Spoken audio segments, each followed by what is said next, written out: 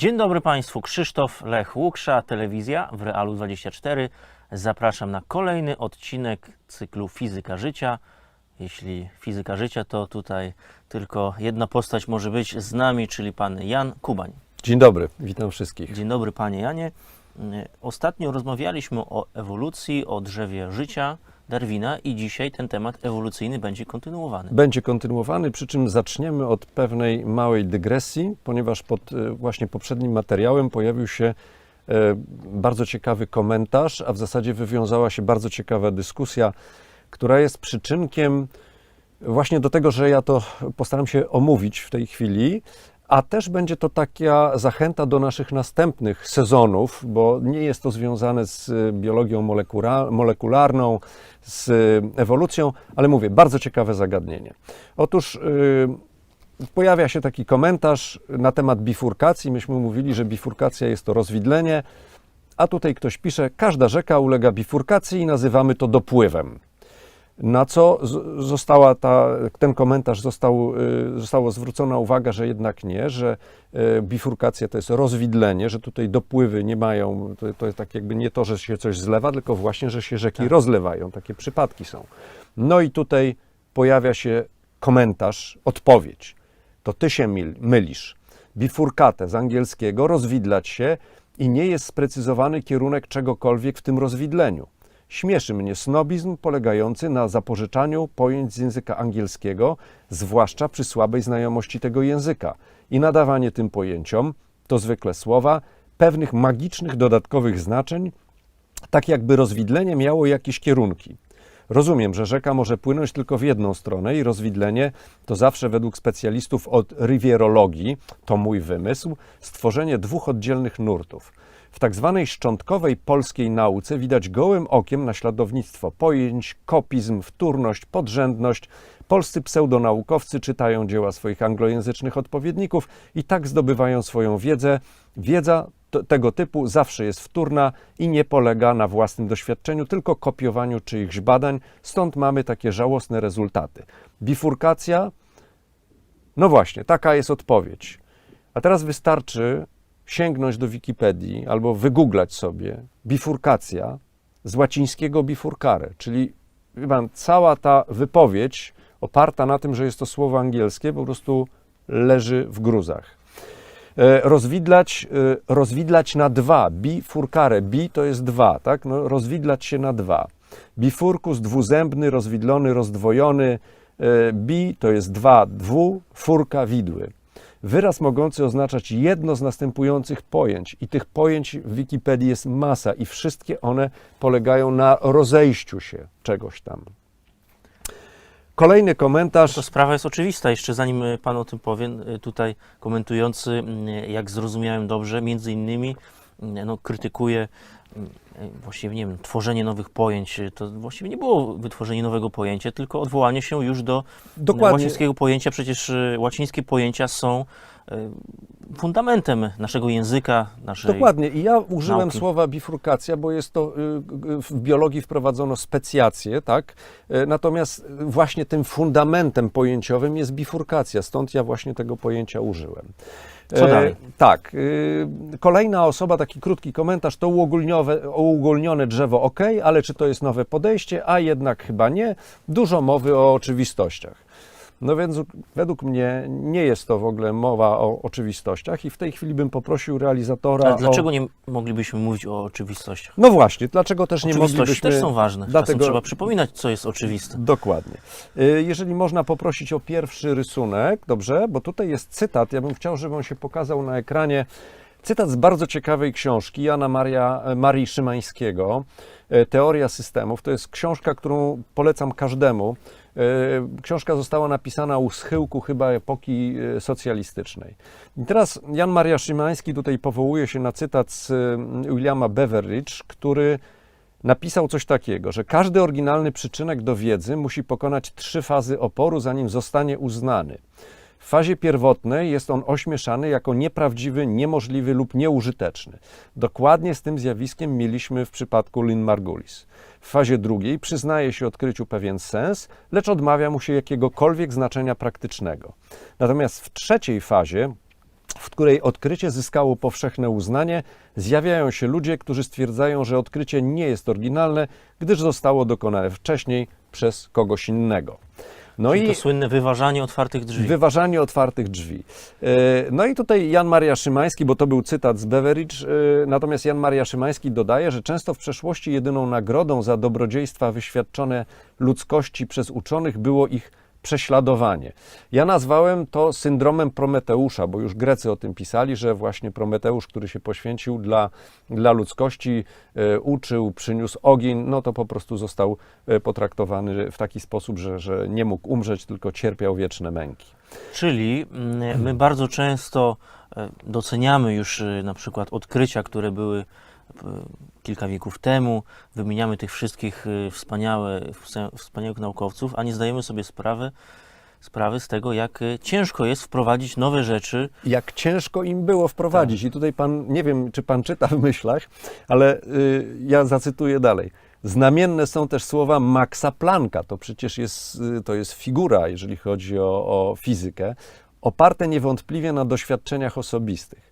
Nowa prawda naukowa nie triumfuje poprzez przekonanie oponentów i ukazanie im światła, ale dzięki temu, że oponenci wymierają, a nowe pokolenia wyrastają w obyciu z tą właśnie prawdą. Czyli po prostu młodzi ludzie, którzy poszukują, właśnie zaraz będziemy mówili o tym poszukiwaniu, oni szukają i oni doszukują się prawdy i oni zaczynają to rozumieć, co im właśnie ten starszy kolega próbował przekazać. Poprosiłbym o rysunek numer 2, bo przygotowując się do tej audycji, trafiłem na bardzo ciekawy portal, który nazywa się biznesdata.com. Na tym portalu autor zamieszcza różnego rodzaju wywiady z osobami, które mają biznes i wychowują dzieci. I zadaje im pytania, jakie mają cele, jakie mają metody i tak dalej. Bardzo ciekawy portal. No i proszę sobie wyobrazić, że słuchając, nie pamiętam nazwiska, ale to zaraz zobaczymy, ja sobie tutaj podejrzę. Wysłuchałem Kacper Lemierz. Otóż on w czasie właśnie tego wykładu powiedział o tym, jak ludzie słuchają. Ja właśnie tak mi się to spodobało, że chciałbym o tym tutaj powiedzieć. Otóż pierwszy poziom słuchania polega na tym, można sobie to wyobrazić, że ktoś siedzi w ciemnym pokoju z zamkniętymi drzwiami, z zamkniętym oknem i przez dziurkę od klucza docierają do niego informacje.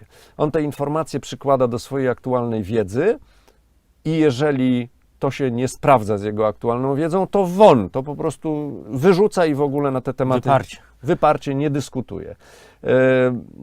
Tutaj Kacper Ale coś w tym złego, jak ktoś na przykład będzie mi mówił, słuchaj, 2 + 2 równa się 5, no to ja to wyrzucę, nie będę głupot słuchał przecież. Tak, no ale wie pan, może się pan zastanowić, słuchaj, czy ty może wymyśliłeś jakąś matematykę, bo jeżeli mówimy o matematyce wyższej, to może pan wymyślić swoje własne działania i te działania musi pan zdefiniować obiekty, musi pan zdefiniować działania i być może jest takie działanie, że działanie 2, to działanie, jak pan nazwie plus, ono nie będzie tożsamym z tym plusem, który pan rozumie za plus, no to będzie w wyniku 2, tak? Nieźle pan kombinuje, panie.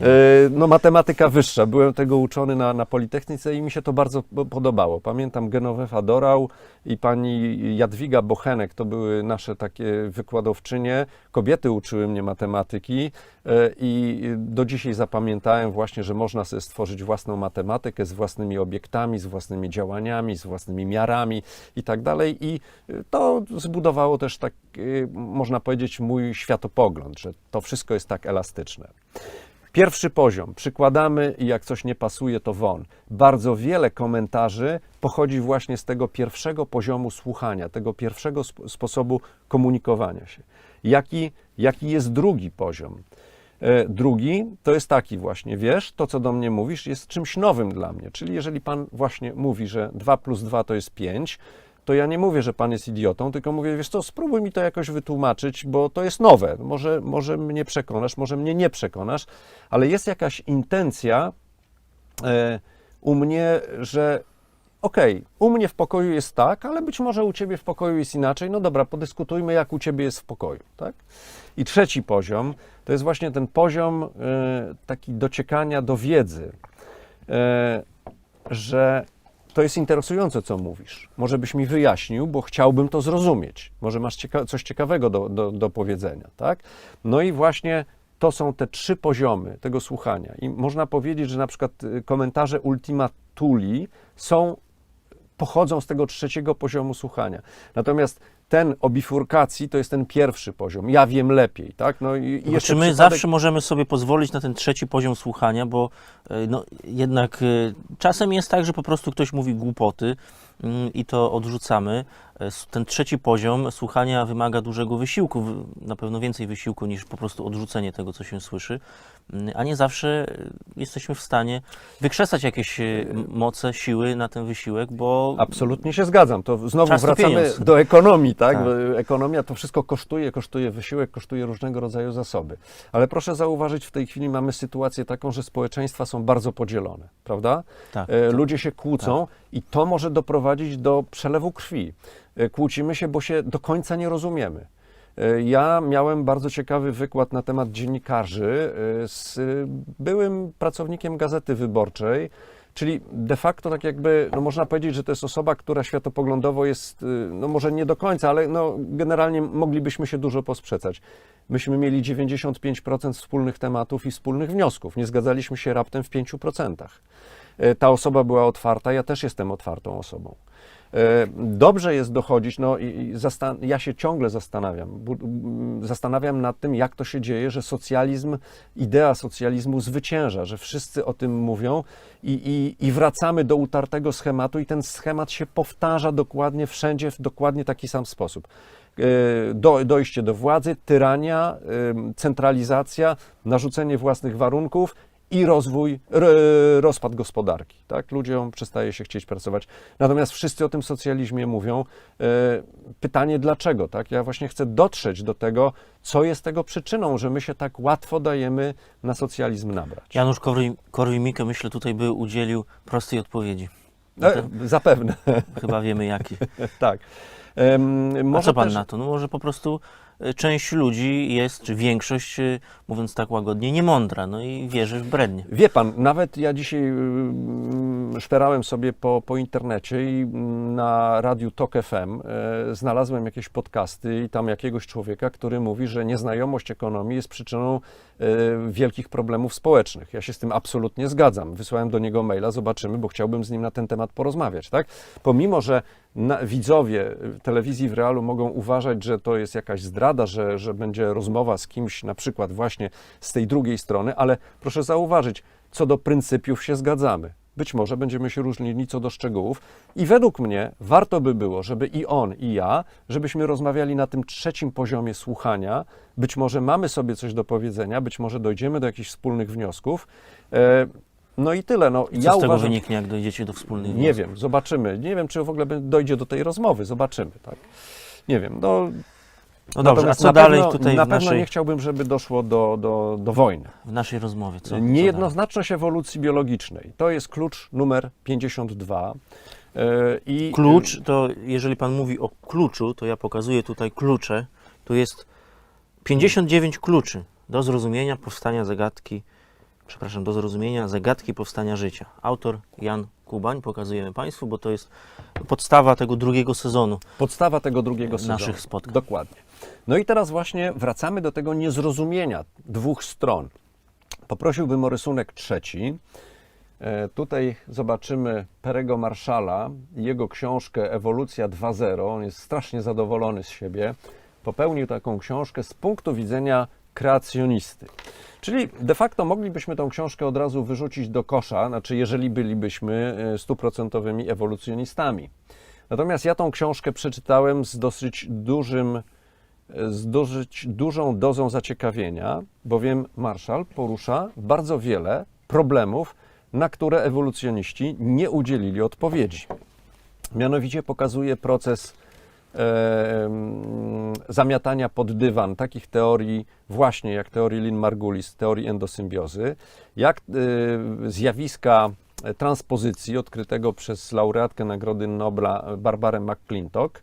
Zadaje bardzo wiele ciekawych pytań i wysuwa bardzo wiele ciekawych wniosków, z których większość są błędnymi wnioskami, przynajmniej jeżeli o mnie chodzi.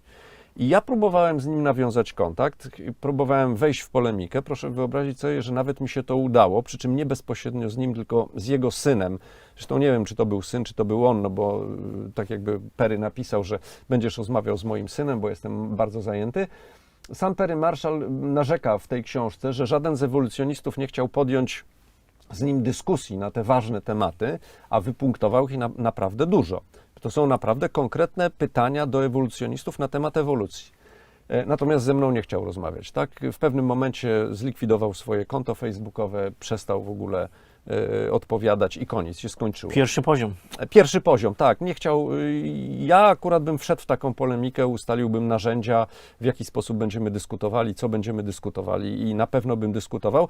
Tym bardziej, że czytając jego książkę Ewolucja 2.0, ja poczułem bratnią duszę, bo to jest też inżynier, też ma jakieś takie swoje metody wnioskowania. Mimo I wszystko wydaje to mi się, źle o nim świadczy, bo jeżeli rzeczywiście nasze twierdzenia mają podstawę w faktologii, tak, czy w faktach, w argumentach, no to nie powinniśmy się bać starcia z przeciwnikiem. Nie powinniśmy się bać, dokładnie. Trochę źle świadczy, trochę szkoda, bo uważam, że ta dyskusja z nim mogłaby dać taki nowy impuls do zrozumienia ewolucji, a tak muszę się starać sam. Dobra. Niejednoznaczność ewolucji biologicznej. Pamięta Pan, żeśmy mówili, że jest to bardzo trudny proces. Ja bym poprosił teraz rysunek 3. Przypomniałbym ten model ewolucji, czyli gerpedelucję. 3 etapy, czyli budowanie się obiektów na podstawie projektów, następnie jest selekcja, następnie jest powielenie projektów z pewną modyfikacją i wracają te nowe obiekty, wracają do kolejnego, tak jakby wchodzą w następny etap tego trzyetapowego cyklu. Jest to, trwa to od samego początku. No i ja zadałem sobie takie pytanie, czy można by było stwierdzić, jakie są charakterystyki tego procesu. O nich będziemy mówili później, ale na razie doszliśmy do takich wniosków, że jest to trudny proces w zrozumieniu, ponieważ on nie zawsze doskonali. Czasami jest powrót do stanów mniej doskonałych. To już pisał o tym Darwin w swojej książce, że jeżeli funkcja selekcyjna nie jest silna, no to wtedy jest tak Powiedzmy zwana... o tym może na jakimś przykładzie, bo to jest bardzo ciekawe. No chociażby mówiliśmy o tych zebrach i mówiliśmy o ludziach, prawda, że zebry mają silną funkcję selekcyjną w postaci hien, lwów i innych drapieżników, w związku z tym są prawie identyczne, natomiast ludzie mają bardzo różne, są różnorodni i psy też są różnorodni, tak? I teraz są różnorodni, ale z drugiej strony proszę zauważyć, że Pan ma okulary, tak, czyli Pana wzrok już nie spełnia tej normy, która została ewolucyjnie narzucona, czyli pewna cecha Pana jest pogorszona. A mówi Pan, że jestem doskonały ostatnio. Tak, no ale nie do końca, bo z tym wzrokiem ja mam trochę lepszy wzrok niż Pan. Ale być może Pan ma inne cechy. Mówię, jest różnorodność, tak? Ale też jest rewersja do stanu mniej doskonałego i w Pana przypadku tą cechą jest wzrok. Tak? No i teraz tutaj chodzi o to właśnie tak, że to jest ta pierwsza trudność. Druga, jak zrozumieć doskonalenie, tak? O tym też żeśmy mówili i Pan mówił, że zwrócił Pan uwagę, że to nie najsilniejszy wygrywa. Darwin mówi, że najlepiej przystosowany. Natomiast ja zadałem sobie takie pytanie, no dobrze, ale jeżeli najlepiej przystosowany, no to dlaczego bakterie żyją? No bo czy one są lepiej przystosowane niż my? No i tak zacząłem się zastanawiać, że w gruncie rzeczy tutaj w tym doskonaleniu to tak nie chodzi o indywidualne cechy przystosowawcze, tylko chodzi o coś więcej. I nazwałem ten model jak gra żywe, bo tu chodzi o populację. Dlaczego bakterii jest podobno 5 razy więcej, jeżeli chodzi o masę, niż wszystkich pozostałych zwierząt wielokomórkowych, tak? I w ogóle opartych o komórki eukariotyczne? Dlaczego ich jest ich więcej? Bo one się szybciej rozmnażają. I tutaj są te dwa czynniki, kiedy właśnie dochodzi do konkurowania między populacjami i nie tylko dochodzi do konkurowania pomiędzy cechami, jakie te obiekty mają, ale również rozrodczością. My mamy jedno dziecko na 20 lat. dwójkę, trójkę, tak? Mongołowie kilkadziesiąt lat temu mieli po 8 dzieci. Są rejony, gdzie tych dzieci bardzo dużo się rodzi, natomiast u nas tych dzieci jest bardzo mało, tak? No tak, ale tutaj też bym zauważył jakby wielość płaszczyzn, Tak. bo nie zawsze konkurencja jest na tej samej płaszczyźnie, no bo przecież ludzkość opanowała planetę, ale bakterie też sobie istnieją, no i wzajemnie jest jakaś W nas symbioza, siedzą, tak jest, o tym żeśmy mówili. Dlatego mówię, ten cel, to doskonalenie też jest bardzo złożone i powoduje, że zrozumienie procesu ewolucji jest takie trudne.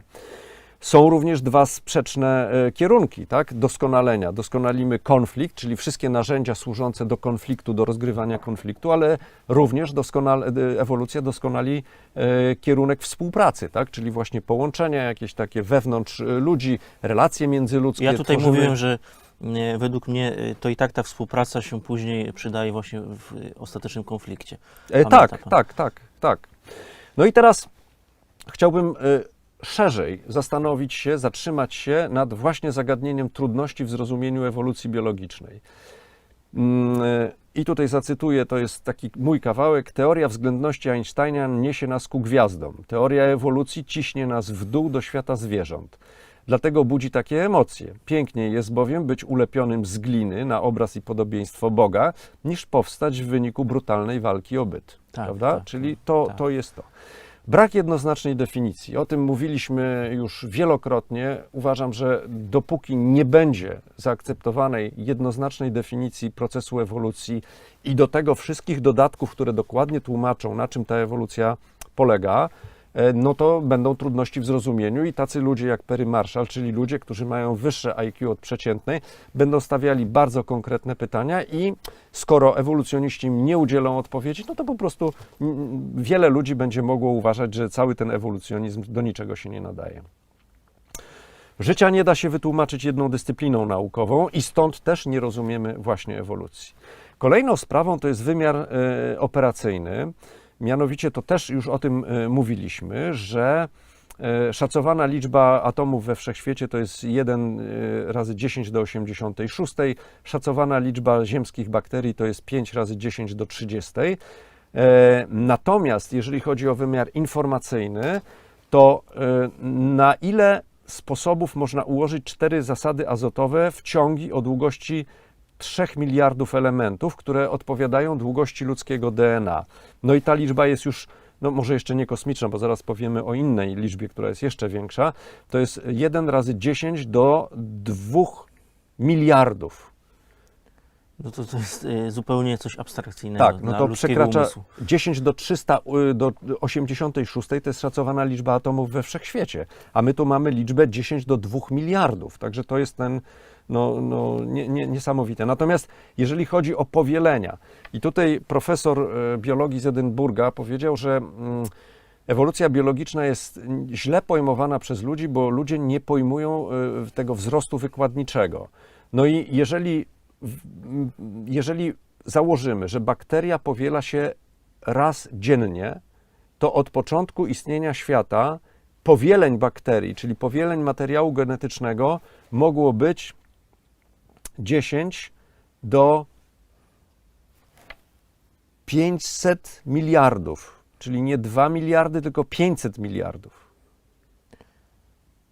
No bardzo dużo. Bardzo dużo. To są po prostu niewyobrażalne liczby. W związku z tym ewolucji też się nie rozumie, właśnie bo nie rozumiemy istoty informacji, nie rozumiemy istoty procesów wykładniczych. Ale kiedy mówi się o tym, no jak to jest, że z jakichś tam zlepek komórkowych wyrosły tak złożone organizmy, no to mając do dyspozycji takie liczby, to już można w to bardziej uwierzyć. Można w to bardziej uwierzyć, ale nie można tego będzie przeliczyć, bo tak jak mówiłem, komputer operuje liczbą 10 razy do 308 potęgi. Bo przy tak dużej liczbie, niewyobrażalnej liczbie zmian, no to chyba teoria prawdopodobieństwa mówi, że zawsze jakaś mutacja będzie. Tak. No i Ja zaraz zakończymy dzisiejszą pogadankę właśnie tym takim kluczowym problemem, który warto by było, żeby ktoś to podjął, jakiś kombinatoryk. Ja to nawet przekazałem jednemu polskiemu kombinatorokowi, który jest matematykiem, specjalizuje się w kombinatoryce i też ma bardzo wysokie IQ, poświadczone różnymi certyfikatami.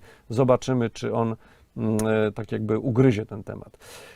Skomplikowana jest charakterystyka procesu ewolucji i teraz przytoczyłbym swobodny spadek ciał, który został odkryty, ta charakterystyka swobodnego spadku ciał została odkryta przez Galileusza. Mianowicie chodzi tam o to, że wysokość to jest 1/2 gt kwadrat, znaczy gt kwadrat przez 2. Taki jest wzór. To jest prosty wzór, bo jest to wzór wykładniczy.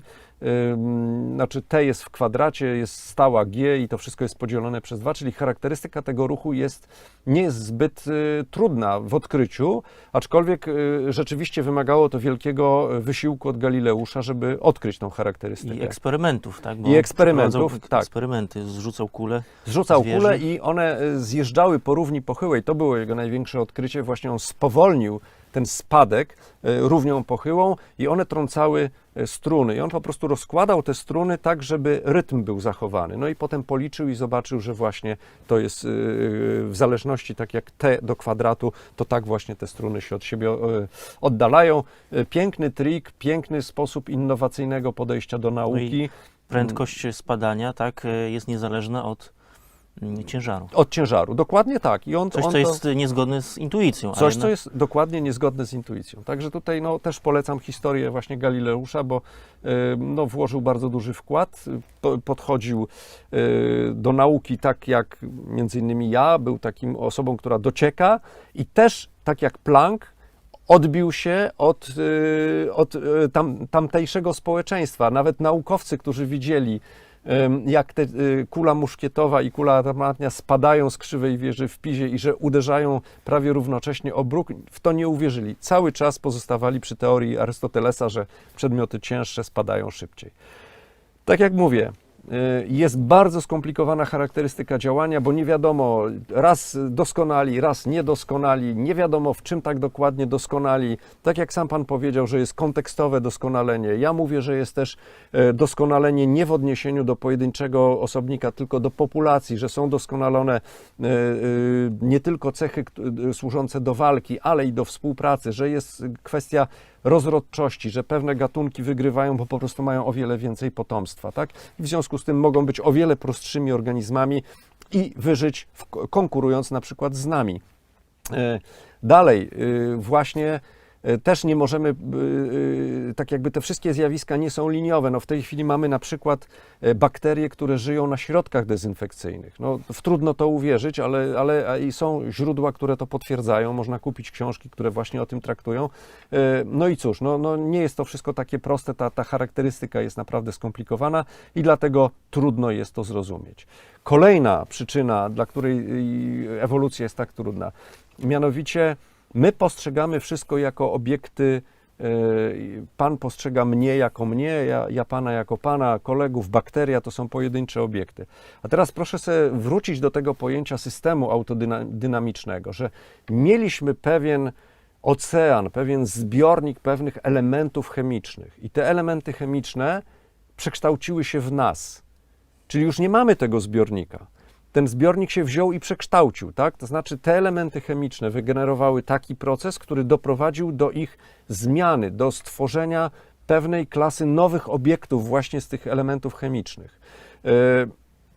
To jest właśnie to pojęcie systemu autodynamicznego. I teraz kiedyś mieliśmy zupę, ocean jakiejś tam zupy chemicznej, a w tej chwili mamy takie obiekty właśnie jak my, jak Pan, ja czy bakterie. Ale w ciągu tak niewyobrażalnej liczby przekształceń, no to mogło do tego dojść. Mogło do tego dojść, tak? No i tutaj wracamy do charakterystyki ewolucji.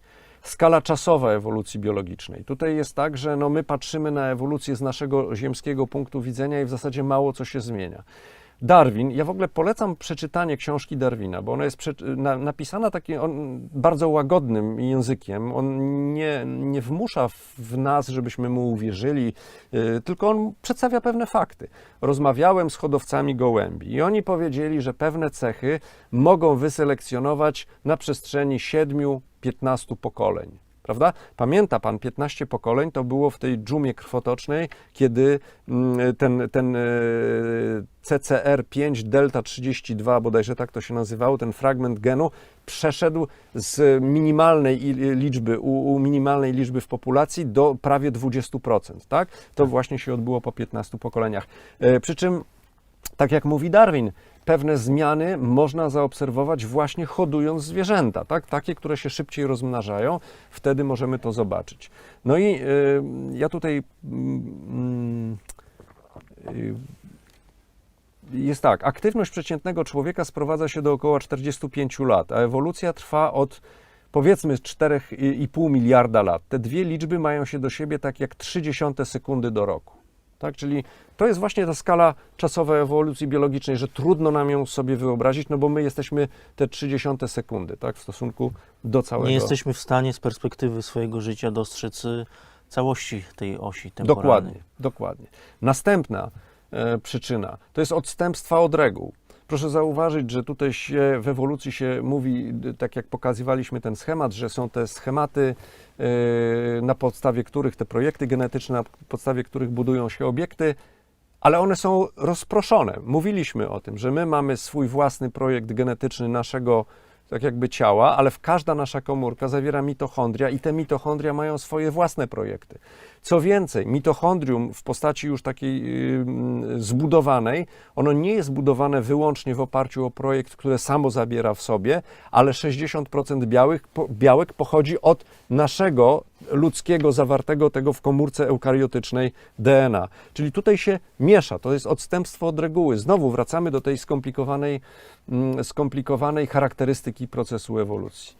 Kaskadowe zagnieżdżanie. No właśnie to, że Pan jest tworem, de facto nie jest Pan unikalnym tworem stworzonym na podstawie jednego projektu, tylko Pan ma ten swój projekt pochodzący od rodziców, plus miliony różnych projektów, które są w Panu w postaci mitochondriów, ale również w całej florze bakteryjnej, którą Pan ma we własnych jelitach, bez której nie mógłby Pan funkcjonować, tak? Stąd, jeżeli atakujemy drobnoustroje, jakieś patogeny, które mamy w sobie, atakujemy je antybiotykami, no to potem wcinamy różnego rodzaju lekarstwa, które tą florę bakteryjną nam odnawiają, no bo bez tego nie bylibyśmy w stanie funkcjonować. I znowu, tak jak mówiliśmy, tej liczby tych bakterii w konkretnych liczbach jest więcej niż my mamy komórek w sobie. Cóż jest dalej? Doskonałość produktów ubocznych ewolucji biologicznej. Jeżeli podchodzimy do ewolucji biologicznej jako właśnie do systemu autodynamicznego, w którym każdy element jest ważny, no a patrzymy na siebie jako produkty doskonałe, to trudno nam jest właśnie wyobrazić sobie, że taki zwykły proces naturalny mógł doprowadzić do tego, że jesteśmy tak doskonali. No i oczywiście światopoglądowa walka z Bogiem. Tutaj Ciężki temat, tak? No bo cały ewolucjonizm został użyty przez pewną grupę ludzi do wyśmiania Boga. No nie ma Boga, tak? Nawet jeżeli możemy tak założyć, że nie ma Boga Stwórcy, On nie istnieje, to fizyka życia mówi tak. Bóg jako obiekt istnieje, bo Jego nośnikami są nasze umysły i to jest na pewno, bo my o Bogu mówimy. Bóg jako czynnik sprawczy też istnieje, bo w imieniu Boga były robione wyprawy krzyżowe, były zawierane pokoje, znaczy po prostu Bóg jako czynnik sprawczy na pewno istnieje. Natomiast pewna grupa ludzi stara się tego Boga wyrzucić i właśnie mówi, bo my jesteśmy naukowcami. Natomiast jak się głębiej przeanalizuje ten problem, to cóż się okazuje? Że Bóg jako koncept może być projektem memetycznym. Co więcej, on jest projektem memetycznym, bo różnego rodzaju religie wpływają na to, jak my się zachowujemy. Mamy religię chrześcijańską, mamy buddyzm, mamy islam i no nie można powiedzieć, że islam nie wpływa na to, jak w tej chwili zachowują się ludzie na Bliskim Wschodzie i jakie mają oczekiwania i to, że chcą właśnie narzucać swoją wiarę innym, poganom. Panie Janie, tak Pan poszedł trochę okrężną drogą, chyba żeby pewne rzeczy tutaj wyminąć, takie mam wrażenie, no bo to, o czym Pan mówi, no, jest tak naprawdę potraktowaniem Boga jako no, równie dobrze wyobrażenia jakiegoś. Tak, ale ja znowu... Bo przecież cała dyskusja nie to na temat Boga nie toczy się o to, czy ludzie w Boga wierzą, czy istnieją religie, no bo to są rzeczy absolutnie oczywiste, ale właśnie o to, że niektórzy mówią, że Bóg istnieje, jest realnym bytem, a niektórzy mówią, że to jest tylko wyobrażenie. Tak, i ja bym to Pan zostawił. tutaj nie zajmuje stanowiska. Ja nie tak? zajmuję stanowiska, dokładnie. Ja bym nie chciał zajmować stanowiska, bo według mnie doprowadzi nas to w ślepą uliczkę. Natomiast A czy ewolucja przeczy właśnie, czy może nam jakoś, bo Pan powiedział o tym, że niektórzy używają koncepcji ewolucji, żeby walczyć z religią, tak, czy z wie Bogiem. pan co, generalnie w ewolucji uważa się, że Boga nie ma i każdy, kto wierzy w Boga, to jest idiotą i cymbałem, tak?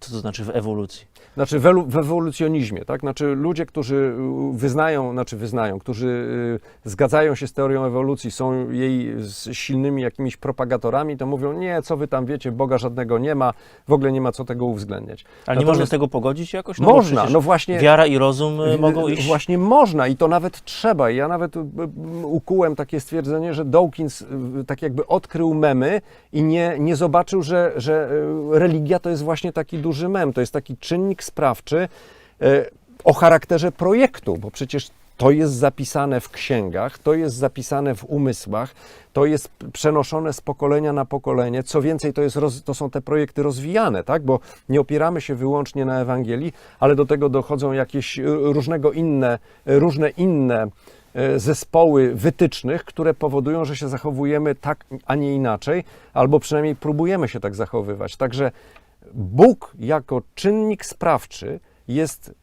musi być włączony do ewolucjonizmu. Po prostu, no nie ma innej opcji.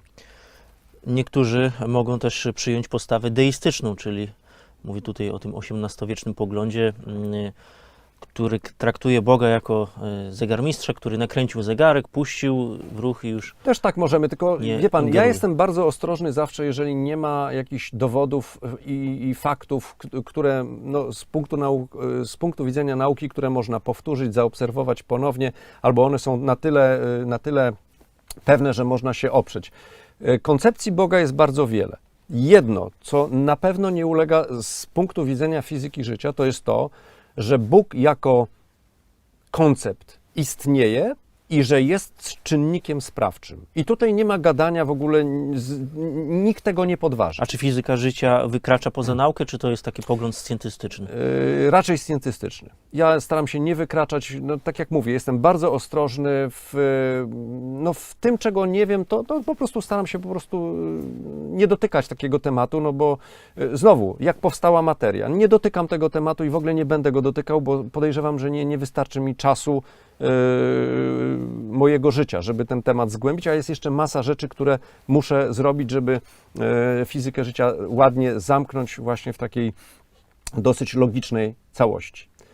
Klątwa wiedzy. To jest też, mówiliśmy o tym, że ludzie, którzy już coś tam wiedzą, to odrzucają pewne teorie, tak? Znaczy nie są otwarci. To jest znowu to myślenie na tym pierwszym poziomie. Znowu, ponieważ wiele ludzi w ten sposób podchodzi do ewolucjonizmu albo kreacjonizmu, no to oni dyskutują ze sobą, oni się ścierają i nie chcą tak jakby wypracować wspólnego stanowiska. Typowy przykład, Perry Marshall, który naprawdę zadawał w książce Ewolucja 2.0 bardzo ciekawe pytania, stawiał problemy i pytał się ewolucjonistów, dlaczego oni nie odpowiadają na te jego pytania.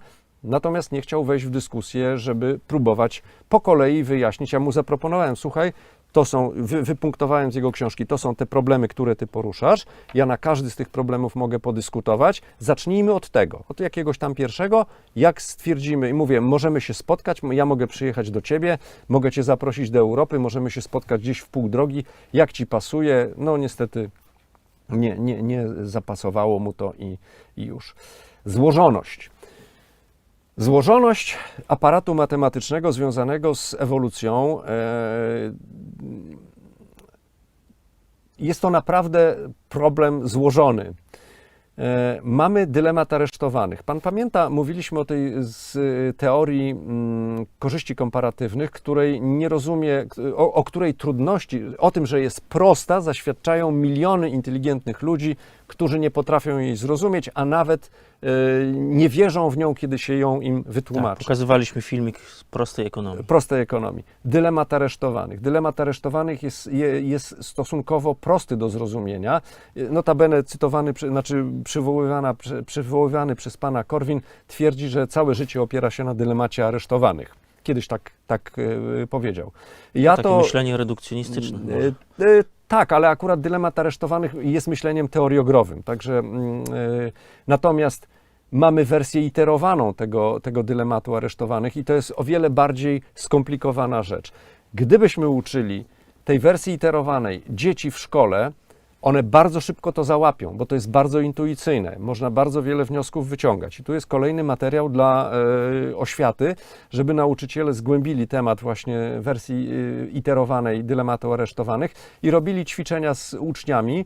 Naprawdę bardzo dobrze ich to wprowadza w zagadnienia życia, biologii i tak dalej. Złożoność, model korzyści komparatywnych. Tak, także to jest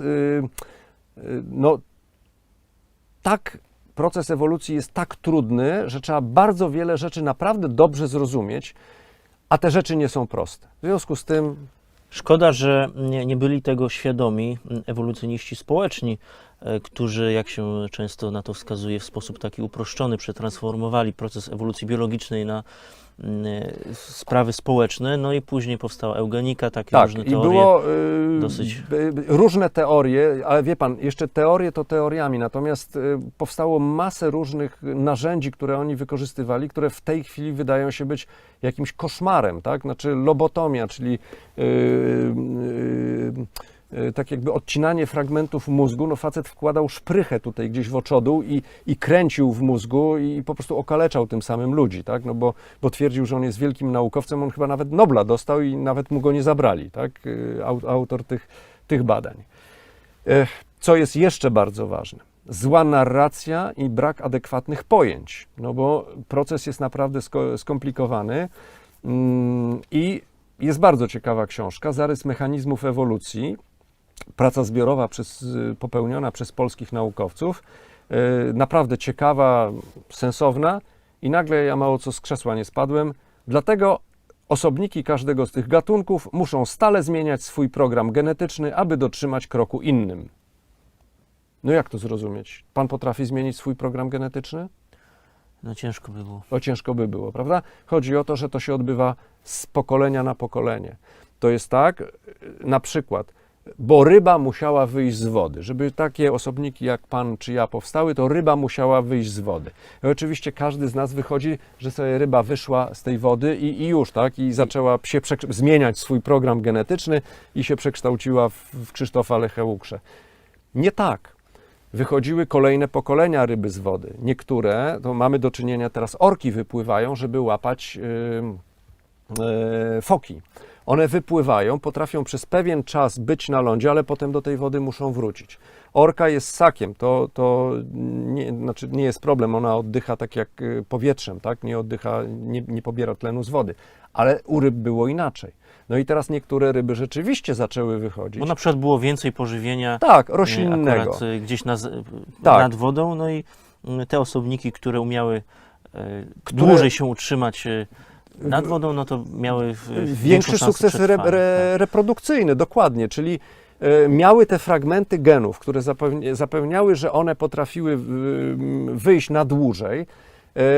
To powodowało, że one właśnie się rozmnażały, tak? I to właśnie było takie cykliczne, międzypokoleniowe wychodzenie z wody, tak? I w związku z tym nie można używać takich sformułowań, że osobniki gatunków muszą sobie zmieniać stale swój program genetyczny albo że ryba wyszła z wody. Nie mamy adekwatnych pojęć i dopóki tych adekwatnych pojęć nie wprowadzimy do naszego języka, to ciągle będziemy się łapali na właśnie tą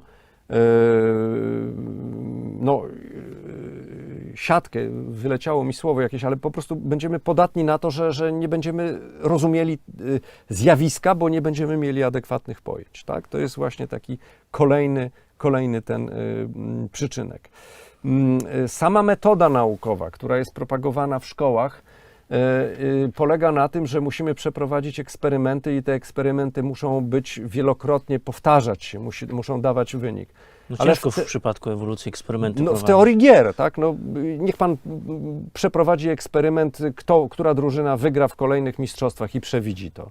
Nie da się. W związku z tym nie mówienie o teorii gier w szkole, tylko propagowanie metody naukowej powoduje, że my myślimy, nie jesteśmy otwarci właśnie na zrozumienie ewolucji. Ostatni taki ważny czynnik to jest bezużyteczność. No bo proszę mi, panie Krzysztofie, powiedzieć, po diabła panu ta cała wiedza życiowa. Wygra pan jakąś wojnę, zarobi pan więcej?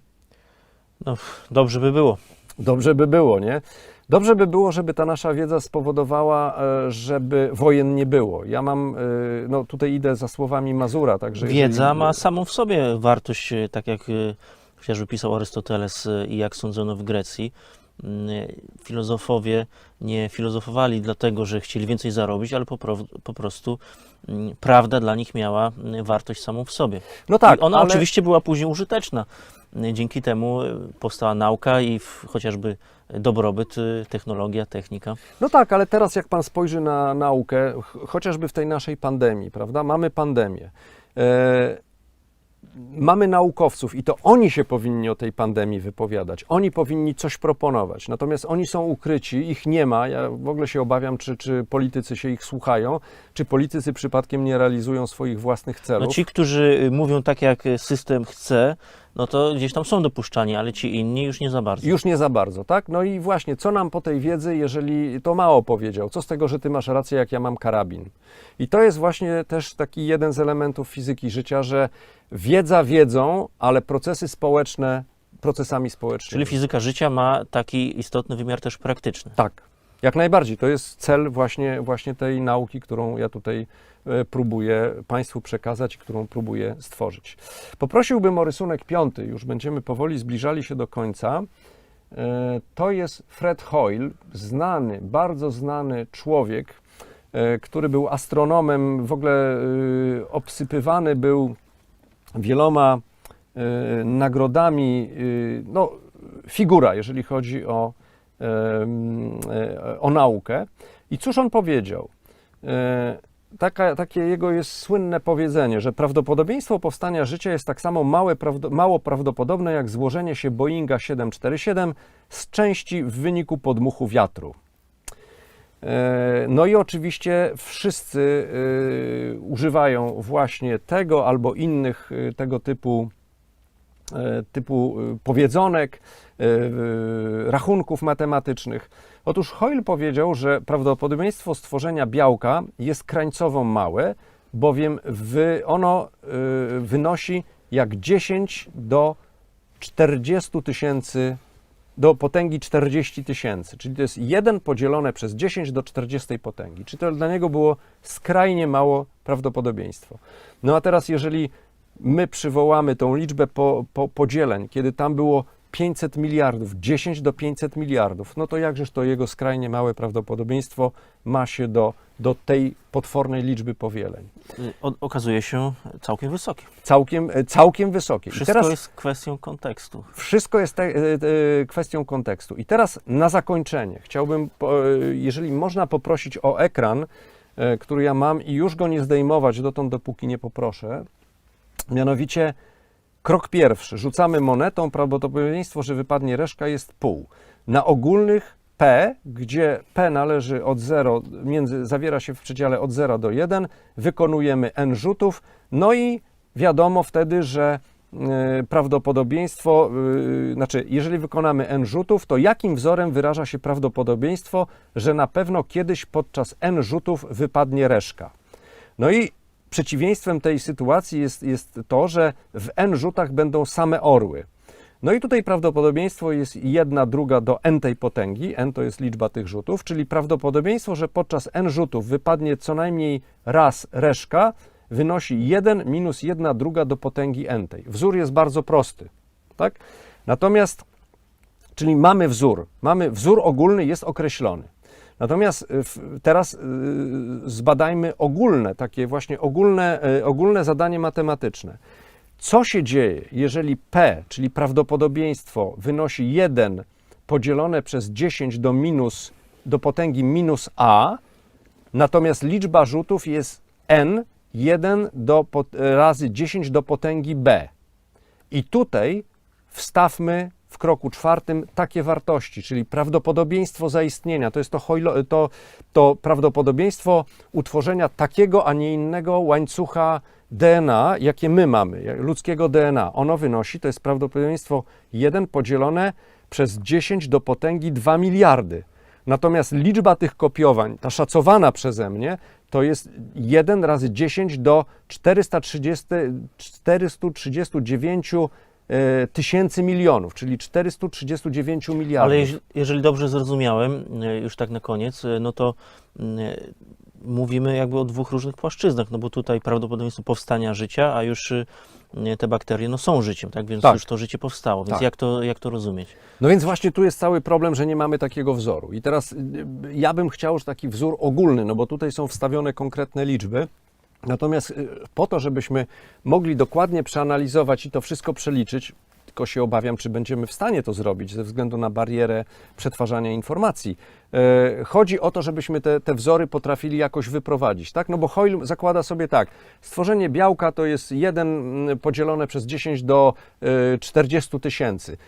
Ja idę dalej, ja nie mówię o białku, tylko mówię o łańcuchu DNA i robię wszystkie kombinacje. No i to mi wychodzi, że to jest 1 podzielone razy 10 do 2 miliardów, to potęgi 2 miliardy. Natomiast tu trzeba by było podejść do tego analitycznie, czyli wyprowadzić wzory. No ja nie potrafię tego zrobić. Może ktoś z naszych widzów Może ktoś z naszych się widzów. odezwie. Także Bardzo dziękuję, Panie Janie, za kolejną ciekawą rozmowę. Co w następnym odcinku? w następnym odcinku będziemy już powoli kończyć. Podam taką ciekawostkę copyright Jan Kubań, PSS versus WSS. Wieczna kumulacja, pomówimy sobie o charakterystyce ewolucji biologicznej i też zachęcę Pana do takiego eksperymentu myślowego, do odwróconej indukcji matematycznej. O tym sobie powiemy i podyskutujemy. Dobrze, bardzo dziękuję za rozmowę. Dziękuję Państwu. To był kolejny odcinek cyklu Fizyka Życia. Do zobaczenia.